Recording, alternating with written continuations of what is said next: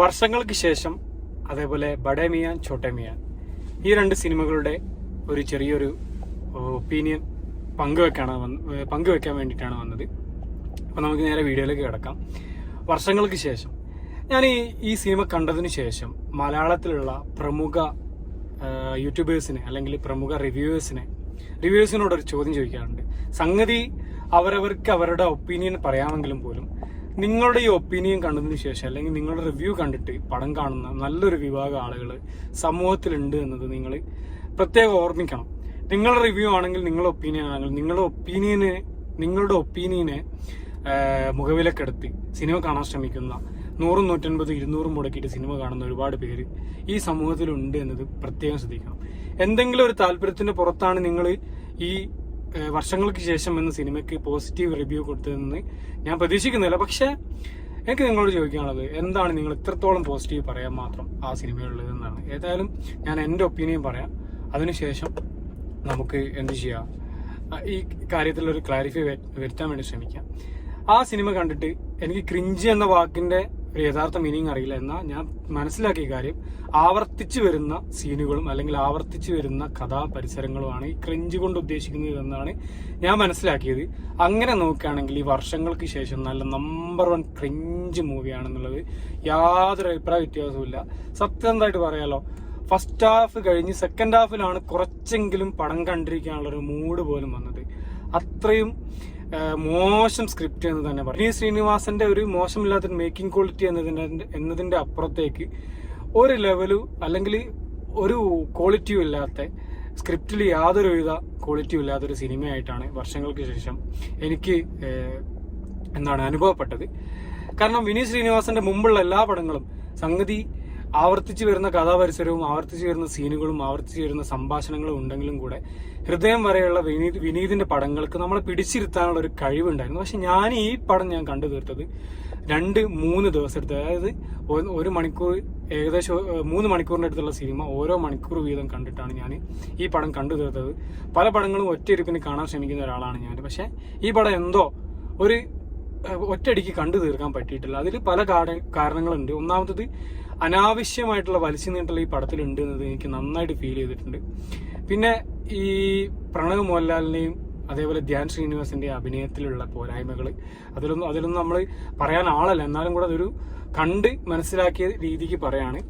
അഭിനയത്തിലൊക്കെ നല്ല രീതിയിൽ പോരായ്മകളുണ്ട്. അതുപോലെ ഈ ജ്ഞാപകം എന്ന പാട്ട് നല്ല രസമുള്ള അടിപൊളി ഒരു പാട്ടാണ്. പക്ഷെ അത് ഈ പറഞ്ഞതുപോലെ പുട്ടിൽ തേങ്ങെടുത്തതുപോലെ എന്ന് പറഞ്ഞതുപോലെ ആവശ്യമുള്ളിടത്തും ഇല്ലാത്തടത്തും മരിച്ചിടത്തും പിന്നെ എന്തിനേറെ പറയുന്ന സകല സ്ഥലത്തും കൊണ്ടുപോയി ആ പാട്ട് പ്ലേസ് ചെയ്ത് ആ പാട്ടിന്റെ ഒരു വില കളയുന്ന രീതിയിലാണ് ആ സിനിമയിൽ ആ പാട്ടിനെ യൂസ് ചെയ്തിരിക്കുന്നത്. അതായത് നല്ലൊരു പാട്ടിനെ പടം കഴിഞ്ഞ് ഒരു വെറുക്കപ്പെടുന്ന രീതിയിലേക്ക് ആ പടത്തിൽ തന്നെ ഉപയോഗിച്ച് മാറ്റിയെടുക്കുന്ന ഒരു സാഹചര്യമാണ് ഈ പടത്തിലുണ്ടായത്. പടത്തിൽ പ്രധാനമായി അഭിനയിച്ചത് ധ്യാൻ ശ്രീനിവാസൻ, പ്രണവ് മോഹൻലാൽ, അതേപോലെ കല്യാണി പ്രിയദർശൻ, ഇവരൊക്കെയാണ്. കാര്യപ്പെട്ട കാസ്റ്റ് ആൻഡ് ക്രൂവിലേക്കൊന്നും ഞാൻ പോകുന്നില്ല. എനിക്ക് ഏതായാലും ഈ സിനിമ ഒരു ബിലോ ആവറേജ് അനുഭവമാണ് തന്നത്. നമ്മുടെ റിവ്യൂവേഴ്സ് എന്ത് കണ്ടിട്ടാണ് ഈ സിനിമയ്ക്ക് ഇത്രയും പോസിറ്റീവായിട്ടുള്ള റിവ്യൂ കൊടുത്തതെന്ന് എനിക്ക് മനസ്സിലാവുന്നില്ല. കാരണം റിവ്യൂ എന്നത് സിനിമയെ സ്വാധീനിക്കില്ല എന്ന് വിശ്വസിക്കുന്ന ഒരാളും കൂടിയാണ്. പക്ഷെ ഈ സിനിമയെ റിവ്യൂ ബാധിച്ചിട്ടുണ്ട്, അല്ലെങ്കിൽ റിവ്യൂ ഈ സിനിമയുടെ ഇത്രത്തോളം കളക്ഷൻ കയറാൻ റിവ്യൂ സപ്പോർട്ട് ചെയ്തിട്ടുണ്ട് എന്ന് തന്നെയാണ് ഞാൻ പ്രതീക്ഷിക്കുന്നത്. കാരണം 84 കോടിയോളം രൂപയാണ് ഈ സിനിമയ്ക്ക് വേൾഡ് വൈഡ് ആയിട്ട് ഒഫീഷ്യൽ കളക്ഷൻ ആയിട്ട് കാണിച്ചിരിക്കുന്നത്.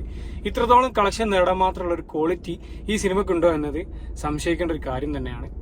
അപ്പോൾ മലയാളത്തിലുള്ള റിവ്യൂമാർ ഇനി മുന്നോട്ടുള്ള സിനിമകൾക്കൊക്കെ നല്ല രീതിയിലുള്ള റിവ്യൂ ചെയ്യാൻ ശ്രമിക്കുമെന്നാണ് ഞാൻ പ്രതീക്ഷിക്കുന്നത്. എൻ്റെ അഭിപ്രായത്തിൽ വർഷങ്ങൾക്ക് ശേഷം എന്ന സിനിമ ഒരു ആവറേജിൽ താഴെയുള്ള അനുഭവം മാത്രമാണ് എനിക്ക് സമ്മാനിച്ചത്. അടുത്ത സിനിമ ബഡേ മിയാൻ ചോട്ടെ മിയാൻ എന്നതാണ്. ഇത് പറഞ്ഞതുപോലെ തന്നെ അടി ഇടി വെടി പോകാം, ഇത്ര തന്നെ. ഒരു സാധാരണ പട്ടാള പടത്തിൽ, സാധാരണ ഏജന്റ് പടത്തിലൊക്കെ ഉണ്ടാകുന്നത് പോലെ തന്നെ അടി ഇടി വെടി പോകാം, വെട്ടുകൊത്ത്, ഇത് മാത്രമുള്ള കുറെ ബോംബേറും കുറെ വിശ്വസിക്കാൻ പറ്റാത്ത രീതിയിലുള്ള ഫൈറ്റുകളും ലോജിക്കില്ലാത്ത കുറെ സംഭവങ്ങളും കുത്തി നിറച്ചിട്ട് എടുത്തൊരു പടമായിട്ടാണ് ബഡേ മിയാൻ ചോട്ടെ മിയാൻ എനിക്ക് ഫീൽ ചെയ്തത്. 450 കോടിയോളം മുടക്കിയിട്ട് 100 കോടി പോലും കളക്ഷൻ നേടിയിട്ടില്ല എന്ന് തന്നെയാണ് കേട്ടിടത്തോളം മനസ്സിലായത്. അക്ഷയ് കുമാർ, അതേപോലെ ടൈഗർ ഷെറോഫ്, പൃഥ്വിരാജ് ഇവരൊക്കെയാണ് പ്രധാന വേഷങ്ങളിൽ എത്തിയത്. എന്ത് പറഞ്ഞാലും ഈ പടത്തിന്റെ ഒക്കെ പ്രൊഡ്യൂസറുടെ അവസ്ഥയാണ് ഞാൻ ആലോചിക്കുന്നത്. കാരണം ഇത്രയും പൈസ മുടക്കിയിട്ട് ഇത്ര ഒരു ഗുണ്ടെടുത്ത് വെച്ച് ജനങ്ങളെ പരീക്ഷിക്കാൻ വേണ്ടി ഇറക്കിയ ഒരു പടം പോലെയായിട്ടാണ് ഈ പടം കണ്ടിട്ട് എനിക്ക് തോന്നിയത്. ഇന്ത്യയിൽ സാധാരണയായി കണ്ടുവരുന്ന കുറേ പട്ടാളം സീനുകളും കുറേ ഫൈറ്റ് രംഗങ്ങളും കുറേ ലോജിക്കില്ലാത്ത രംഗങ്ങളും ഇതൊക്കെ കുത്തി നിറച്ചെടുത്ത ഒരു പടം ഒരു വൺ ടൈം പോലും ഒരു വട്ടം പോലും കണ്ടിരിക്കാൻ പറ്റാത്ത രീതിയിലുള്ള മേക്കിങ്ങും സംവിധാനവും ഒക്കെയാണ് ഈ പടത്തിലുള്ളത്. ഞാൻ കേട്ടത് സുൽത്താൻ, അതേപോലെ ടൈഗർ സിന്ദാഹെ തുടങ്ങിയ നല്ല പടങ്ങളൊക്കെ സംവിധാനം ചെയ്ത സംവിധായകനാണ് ഈ പടവും സംവിധാനം ചെയ്തതെന്ന് എന്ന് തന്നെയാണ് ഞാൻ കേട്ടത്. പക്ഷെ എന്തോ ഈ പടം അദ്ദേഹം തന്നെ ചെയ്തതാണോ എന്നത് അവസാനം ഡയറക്റ്റഡ് ബൈ എന്ന് എഴുതി കാണിക്കുന്ന സമയത്ത് മാത്രമാണ് നമുക്ക് അത് മനസ്സിലാക്കിയെടുക്കാൻ പറ്റുന്നത്. കാരണം അത്രത്തോളം മോശം ഒരു മേക്കിംഗ് സ്റ്റൈലാണ് ഈ പടത്തിനുള്ളത്. ഇനി പടത്തിന്റെ ക്രൂവിലേക്കൊക്കെ വന്നു കഴിഞ്ഞാൽ ഡയറക്റ്റ് ചെയ്തിരിക്കുന്നത് അലി അബ്ബാസ് സഫറാണ്, എഴുതിയിരിക്കുന്നത് സുരാജ് ഗിനാനി, അലി അബ്ബാസ് സഫർ എന്നിവരാണ്. Screen play Ali Abbas Zafar, Aditya Basu.